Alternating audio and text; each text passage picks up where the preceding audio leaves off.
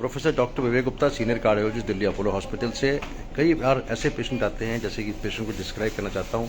He is just 49 year old, diabetic, hypertensive. इनके angiography दूसरे अस्पताल में हुई थी, मेदांता हॉस्पिटल में। He was advise bypass surgery and he was not willing to do it at all. अब हम इसको कॉरोनरी एंजियोग्राफी आपको दिखाते हैं। हमने रिपीट करी because angiography which was done in other hospital was not complete and they had not taken full shots. तो we had repeated the angiography and I want to discuss with you what are the options in such cases. Young man, EF 22%, ejection fraction 22%, and ऐसे condition में हम क्या कर सकते हैं? This is what we have to do. तो अभी ये तो बात का शॉर्ट है आफ्टर एंजियोप्लास्टी, लेकिन मैं आपको I want to discuss the angiography.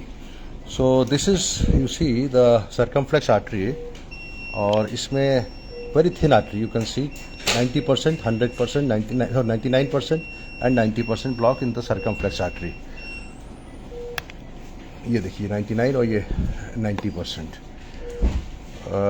So we have to do, ये तो एंजियोग्राफी चल रही है अभी, और हमने फिर ये लेफ्ट एंटी डिसेंडिंग आर्टरी में 80%, 95, 90%.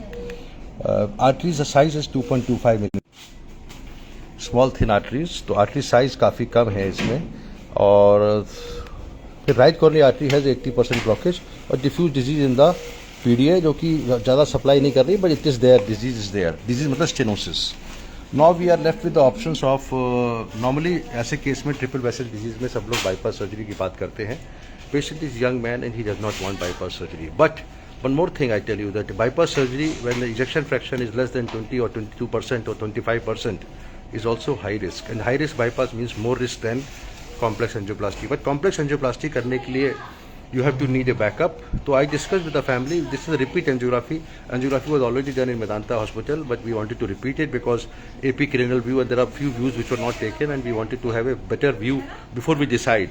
So finally they have three options. Either we continue with medical treatment. This is not possible. He is a heart failure patient, ejection fraction less than 20% or 22%. Another option is that we do bypass surgery, and third option is angioplasty with multiple stents.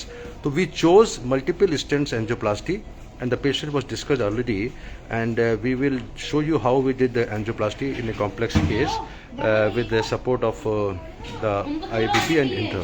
Thank you very much. Bypass surgery high risk is versus angioplasty high risk. Angioplasty is still less risky as compared to bypass surgery, but you have to have backup to do all such things. I will show you in the next view how we did the angioplasty.